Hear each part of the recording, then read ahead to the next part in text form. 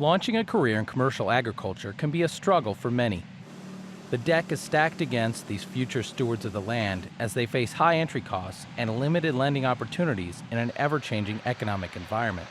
Your startup costs being so high, it's a big discouragement for your young farmers. So if they can get a leg up somehow or a benefit from, established farmers or farmers who have start a trust, that's a huge benefit for the farm community as a whole. However, one Iowa farmer's love of the land inspired him to help future generations of those just starting out. Almost 40 years ago, Harold Darner came up with a plan to help new farmers survive and thrive. With no family to take over his operation, Darner decided to place his land and house in a trust and gift it to those with a specific interest in tilling the soil.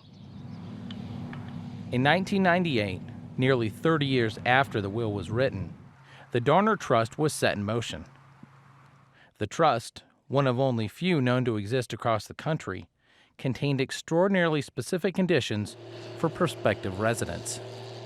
The bank was selected to be the trustee, and we are to administer the trust for 100 years, leasing the farm to tenants for 5-year periods of time, and those tenants are to be young married couples with a true desire to make farming their life's work.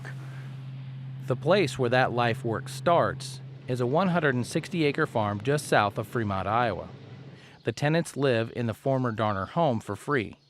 They pay rent on the farm ground, but at significantly reduced rates, allowing the young couples to save money for the future. After 5 years, the lease is up for renewal. The trustees move on to their own farm, and the application process starts all over again. This cycle will repeat 15 more times until 2098, when the farm will be donated to the University of Iowa. We actually put an ad in the local newspapers advising the public that we are in the process of taking applications for this opportunity.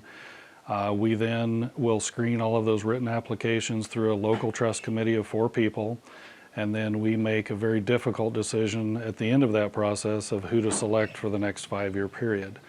And I can assure you it's a very painstaking process that we all take very seriously, because we actually hold in our hands the ability to help out one family that's being represented by all these different applications. One of those couples helped by the Darner Trust were Seth and Jenny Van Zanti. Along with their 4 children, the couple lived on the farm from 2008 to 2013. What we're doing here is not really about us. It's about who's next here. And even though we're right in the midst of trying to become established, we've got to think forward to what, whether it's our kids or that generation in particular, what are things we can be doing today to give them the skills for tomorrow. The low cash rent and high grain prices of the time helped the Van Zantis get a sizable head start on the operation they always dreamed of owning. Other people just getting the word out that you can do this with your farm operation. If there's older farmers out there and they're not sure what they want to do, they should, check into maybe setting something up like this for their farm to benefit younger farmers. This year, the Van Zantis were able to expand their operation by nearly 700 acres because of the savings opportunity made possible by their stretch on the Darner place.